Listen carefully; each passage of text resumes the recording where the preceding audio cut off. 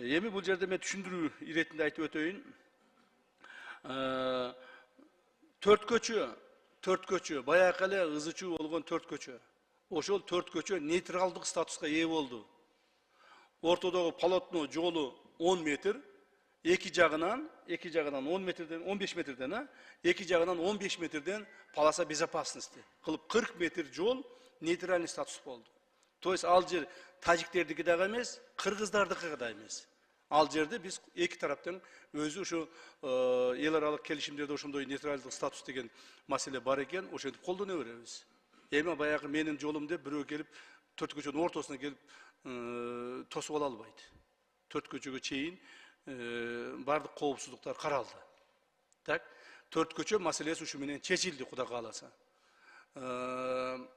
Эми айтарга сөз көп, кийинчерээк айтам бул боюнчачы. Азыр айтып берсем да бир нерсе болуп жүрбөсүн. Төрт көчө боюнча айтарга сөз көп. Ушуга чейинки биздин чиновниктердин, биздин мамлекеттик чоң жетекчилердин жасап келген иштери чыккынчылык болгондугун мен дагы бир жолу айтып келейин. Төрт көчө боюнча. Мен муну кийин силерге жакшылап түшүндүрүп айтып беремин. Так, андан сырткары мында Дача Капчыгай автожолун тажик тарап куруп пайдаланат. Өздөрү куруп, өздөрү пайдаланат. Ал эми Миңөрүк Самаркандек автожолун кыргыз тарап куруп пайдаланат. Төрт көчө жолун тараптар биргеликте талаптарга ылайык, талаптарга ыңгайлаштырып, биргеликте пайдаланат.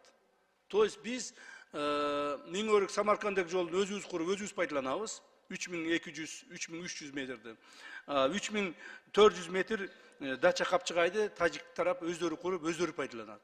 Жолдорду кандай куруу тартиптерин дагы, жолдор кандай тосмолор менен курулуш керек, эмне болуш керек, бардыгын биз мына Министерство транспорта, эки министерство макулдашып алдыңар. Туурабы?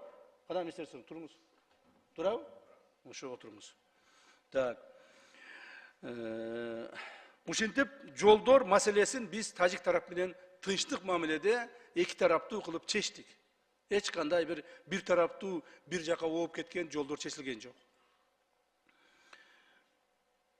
Бул боюнча да айта турган сөздөр бар, кийинчерээк айтам дагы. Иш бүтө берсин.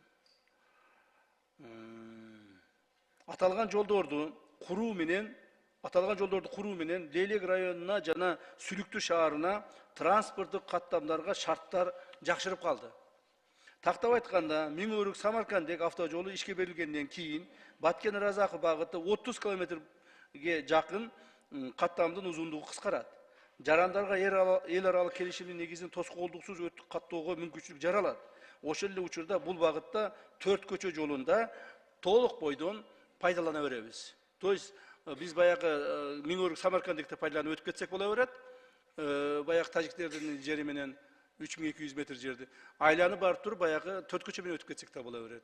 То есть биз тараптан эки чоң шарт түзүлдү Лейлек районунун жашоочуларына, айрыкча Лейлек районунун жашоочуларына.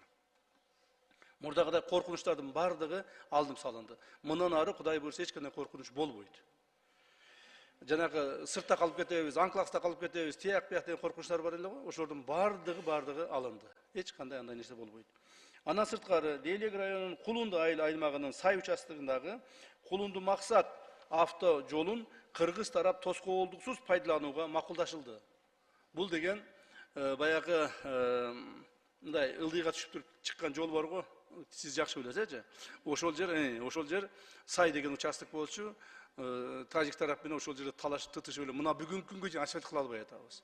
Бүгүнкү күнгө чейин ошол жерде биздин элдерибиз талкаланган жолду эптеп каттап атат. Мына Максат жана башка айылдарга, жогору жакта жаңы жер айылдарына. Эми ошол жерде азыр макулдашылдык, толук бойдон пайдаланабыз, эч кандай тоскоолдук болбойт. Азыр өзүбүз асфальтты жасайбыз, жолдорду жасап, сонун кылып элдерге пайдаланууга беребиз.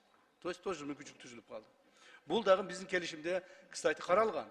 Бул жөн сөз менен эмес. Мунун бардыгы мына автожолдорду пайдалануу боюнча келишимде ошолор каралган. Ошолорго кол коюлат, эртең сиздерден ратификациядан өтөт ошол Кудай кааласа.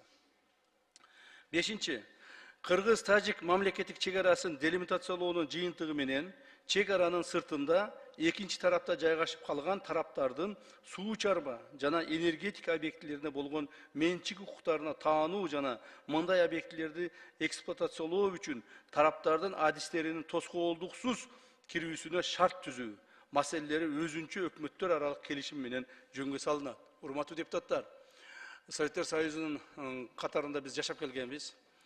Ошол коңшу тажик тарап менен биргеликте курулган, биргеликте же алар тараптан курулган, же биз тараптан курулган суу тосмолору бар, суу сактагычтары бар, жанагы насостор бар. Ошолордун бардыгына жанагы тоскоолдуксуз, шартсыз кирип чыгуу маселелерин дагы биз өзүнчө макулдашууга киргиздик.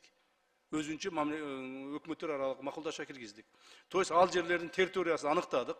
Ошо территорияларга биз өзүбүз ошол территорияларды колдоно турган, анан ошол территорияларга өзүбүз баягы госакты бере турган кылып туруп чечтик. То есть мындан ары ошол жерлерге биз беспрепятственно кирип чыга беребиз. Алар дагы беспрепятственно тоскоолдуксуз кирип чыгып өздөрүнүн жумушун аткара берет. То есть кыргыз, тажик мамилелериндеги эң орчундуу болгон проблемалардын бардыгы бүгүнкү күндө чечилди. Дагы бир жолу айтайын. Ошол проблемалардын бардыгы эки тараптуу, эки өлкөнүн кызыкчылыгын тең карап туруп чечтик. Ошондуктан урматтуу депутаттар, урматтуу комитеттин төрагалары, ушул маселени бүгүн карап комитеттерден өткүзүп берсеңиздер, мен да кайталап калып атам, бирок айтып коеюн эми жыйынтыгында. Бүгүн өткүзүп берсеңиздер, биз анда урматтуу президенттерибизге ушул договорлорго жана өкмөттүн башчыларына ушул келишимдерге кол коюуга беребиз. Алар кол койгондон кийин кайрадан силерге алып келип дагы бир жолу ратификациядан өткүзүп кетебиз. То есть ушул эле маселени кайрадан ратификациядан өткүзөбүз жалпы жыйын менен. Анан договорго кол коюлат дагы, то есть ратификацияга кол коюлат дагы, мыйзам чегинде мыйзам иштей баштайт. Мына ушул. Ошондуктан эгерде суроолоруңуздар болсо, мен баардык суроого ачык, так жооп берүүгө даярмын. Себеби дегенде ушул маселени мен мына 4 жылдан бери өзүм аркылуу өткүздүм, ийне жибине чейин өтө жакшы түшүнүп калдым да, жакшы түшүнүп билемин ушуну. Рахмат баарыңыздарга.